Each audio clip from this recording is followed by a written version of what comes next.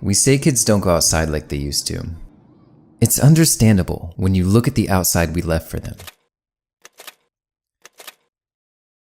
We don't go outside like we used to either. It's not just because we commodified the entire world and slapped an endless dopamine trigger in our hands. The simple truth was there was no longer any place for us out there. Our future was in.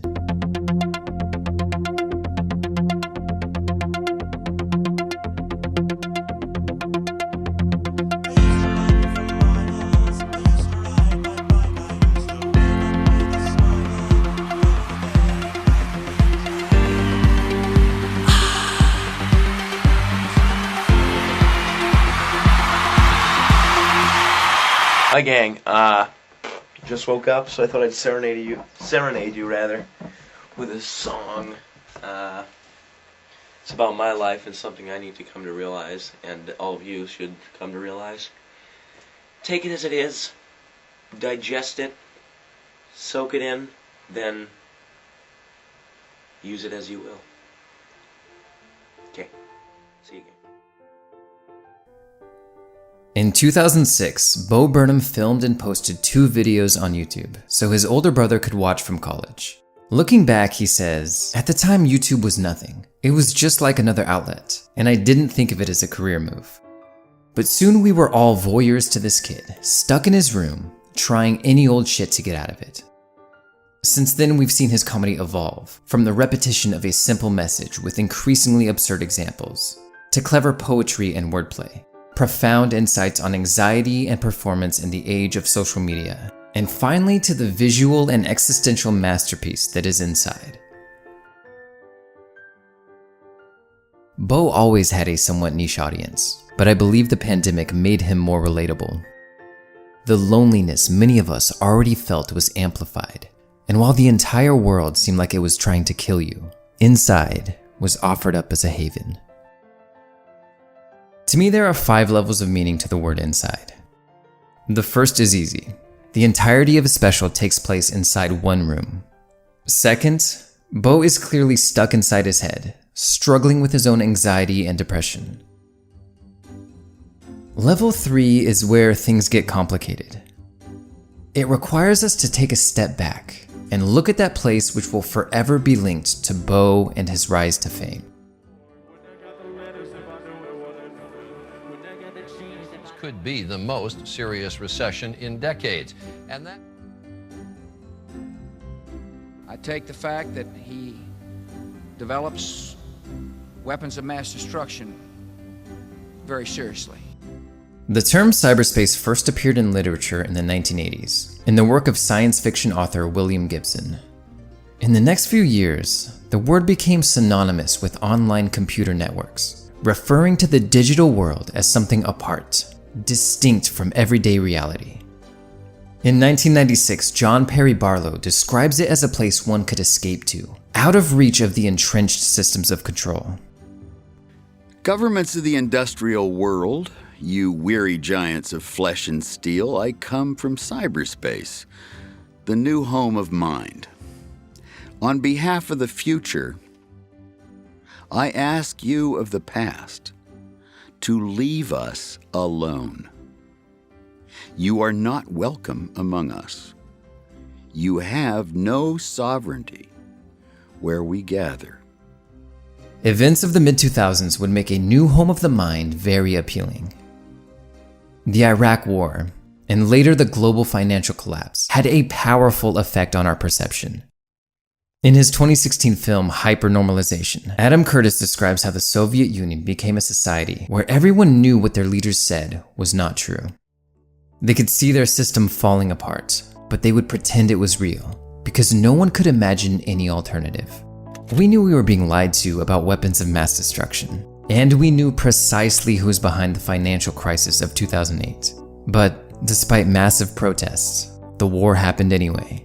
None of the bankers responsible went to jail. And suddenly, we began to sense that nothing we did or said had any effect. So we began to retreat inside a simpler world.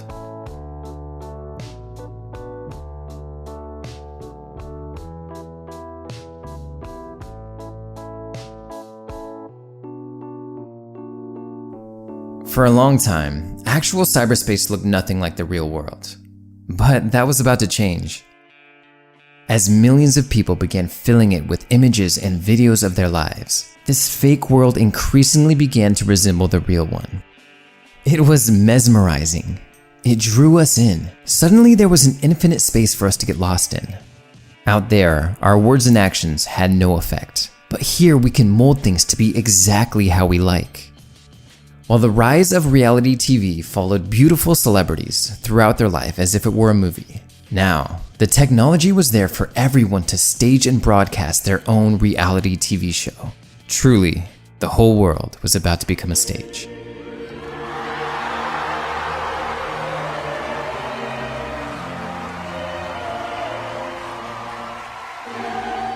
By the time Bo released Make Happy in 2016, he'd come a long way from that skinny kid in a tie-dye shirt singing about Helen Keller.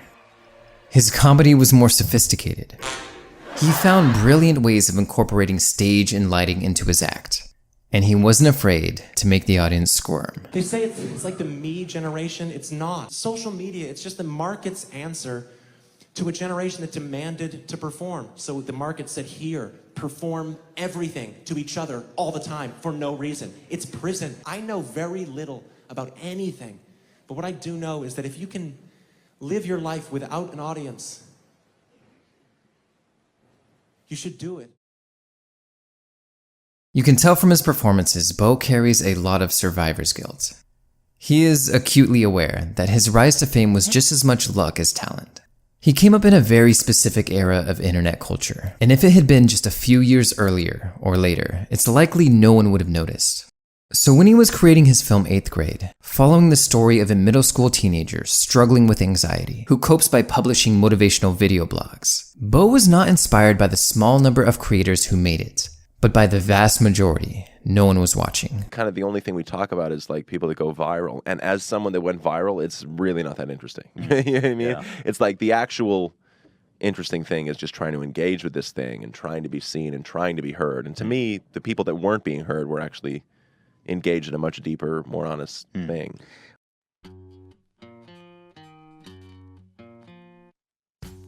If you were around for what some call the glory days of the internet, the song Pork and Beans by Weezer has likely been seared into your memory forever. It came about after executives told the band they needed to record more commercial material.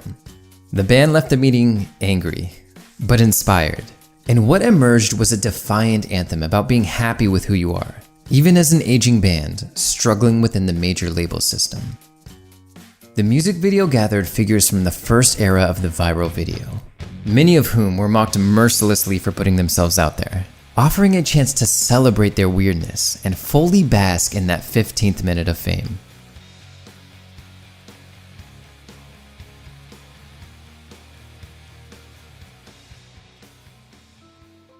Today the song, and the people in it, are mostly forgotten, relegated to the back pages of internet history. But it's still there. A perfect time capsule for this era of internet culture, and nothing like it will ever be made again.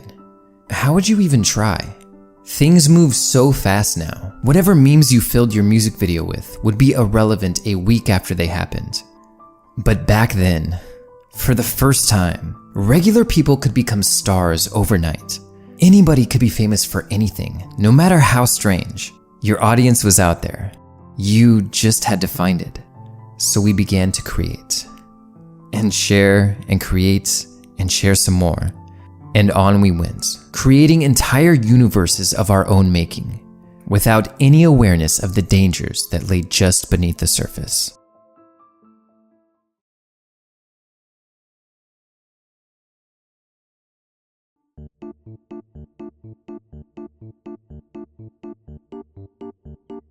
During Welcome to the Internet, Bo takes on this supervillain-like persona, as he portrays the frantic feeling one gets from browsing the internet today. Here's a healthy breakfast option. You should kill your mom. Here's why women never fuck you. Here's how you can build a bomb.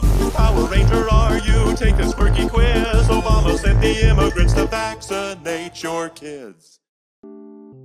Then as the relaxed music hits, he shows how things weren't always like this.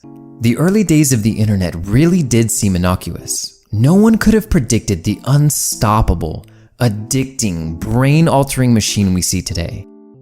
Unfortunately, Barlow's dream of cyberspace, free from established institutions of control, was simply another space to be taken over by a handful of corporations, who behind the scenes were watching, predicting, and guiding our hands, waiting for the right person to come along. You. It's all about you. The internet loves you just as you are. Whether you want to fight for civil rights or tweet a racial slur doesn't matter, as long as you engage. As Bo points out in Make Happy, the distinction between performer and audience is becoming increasingly blurred, as each one of us feels the compulsion to perform our lives to anyone who will watch. So we put our virtual selves on display. Every opinion, every boring detail of our lives must be shared. But this mass exhibition does not reveal any truth about its subjects. Its sole purpose is to generate attention. So every detail is perfectly curated to enhance the image of our digital selves. In our constant quest for notoriety, we begin to view ourselves as marketable commodities, which must look appealing to have value. Now look at you. Look at you.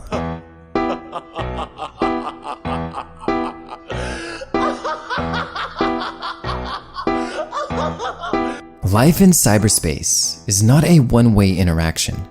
The camera is never off. The scene never ends. This world brings about a heightened sense of self-consciousness. This feeling like we're being watched at all times, even when we're not. In the 18th century, English philosopher Jeremy Bentham designed a system of control known as the panopticon, a concept allowing all prisoners of an institution to be observed by a single security guard, while the inmates are unable to tell if they are being watched. Although it is impossible for a single guard to observe every inmate, not knowing when they are being watched means they must act as if they are being watched at all times.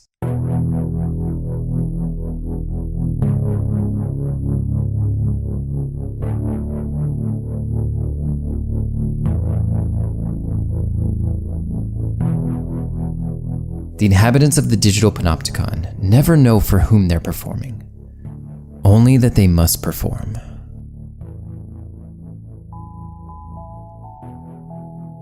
For most of us, that childlike wonder we felt standing at the brink of this new world has faded. Cyberspace is no longer going to transcend and transform our world. It has been assimilated into our world. The original idea of broadcast yourself was revolutionary. It was a haven for strange people to express themselves in the most raw and real way possible. And now, the people that made the platform what it is now feel like a loose collection of anonymous cogs in a boundless and impersonal machine. A select few will be lucky enough to find a voice, but for the vast majority, we are broadcasting to nothing and no one. But we can't let it go. For those of us performing in the age of loneliness, this is what life is. We've escaped the harshness of reality by encasing ourselves inside this fake, enchanting world that has become our prison.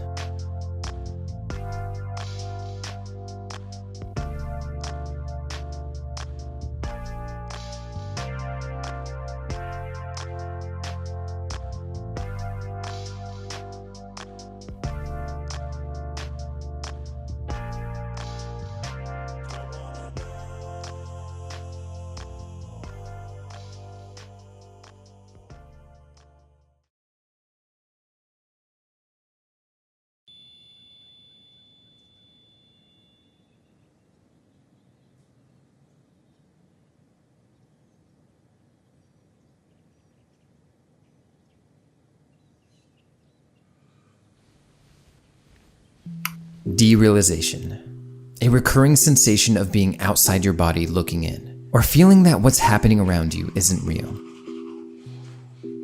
Feeling like yourself is unreal. This sensation is not an abstract philosophical idea such as solipsism, or a firmly held and acted upon belief, as we might get with a psychotic episode. It is just a feeling, A funny feeling that the world is fake and disconnected from you, even though you don't actually believe this to be true. The word derealization was mentioned just once, briefly during Bo's acoustic song, That Funny Feeling, but it was enough to send Google searches skyrocketing. During the song, Bo doesn't make conclusions or try to argue anything. He simply makes observations about the world and its absurdities. He presents life as one might find it on a Facebook feed, with the juxtaposition of everyday things, like loving parents and harmless fun, with the absurdity of a gift shop at a gun range, a mass shooting at a mall. These are presented to us side by side, every day of our lives, and the only way any normal person could cope is by numbing themselves to it. But this dissociation we're required to perform unconsciously on a daily basis leaves Bo with this funny feeling. What causes that feeling is very much up for interpretation. Maybe it's our growing isolation and loneliness, the feeling that all we have to look forward to is an endless amount of distraction. Or maybe it's the sense that after 20,000 years of human culture, we are experiencing the quiet comprehending of the ending of it all. To me, the funny feeling captures all of this and so much more. You can't quite pin it down, but the best one-word description I could relate it to is Koyaanisqatsi, meaning life out of balance. While some feel insight is about the internet, isolation, loneliness, anxiety, or global warming, to me it is a little bit of everything. It is the sensation that nearly everything we do feels out of balance with the natural rhythm of life. The creator of the 1983 film of the same name says, "It is an attempt to reveal the beauty of the beast." We usually perceive our world, our way of living, as beautiful because there is nothing else to perceive. There seems to be no ability to see beyond, to see that we have encased ourselves in an artificial environment that has remarkably replaced the original, nature itself, which has become the resource to keep this artificial or new nature alive. That the outside world, the non-digital world, is merely a theatrical space in which one stages and records content for the much more real, much more vital digital space. One should only engage with the outside world as one engages with the coal mine. Suit up, gather what is needed, and return to the surface. Even after saying this, Bo immediately moves on to a joke about pirate maps, because thankfully, we are all equipped with one amazing coping mechanism: distraction. But no matter how much we try to cover this feeling, those moments of realization always peek through. One of the key words in this song is Googling derealization. Googling points to a level of self-awareness, that last spark of cognitive dissonance telling us something is wrong. It's that moment where we break the fourth wall. And with terrifying clarity, we see the reality concealed beneath this fake world we've covered ourselves in. And inevitably, the feeling we're left with is, this can't be real. It has to be some kind of joke. This can't be the world we're left with.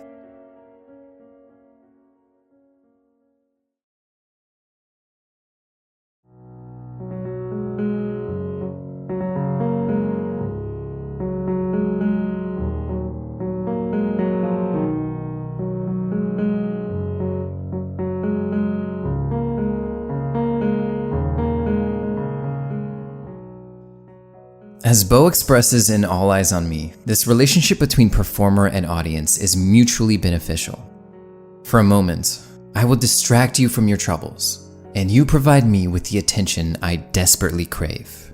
That's why Bo is going to take us to that place where everybody knows, that beautiful, disorienting space where we are swept up in the performance and we forget about everything else.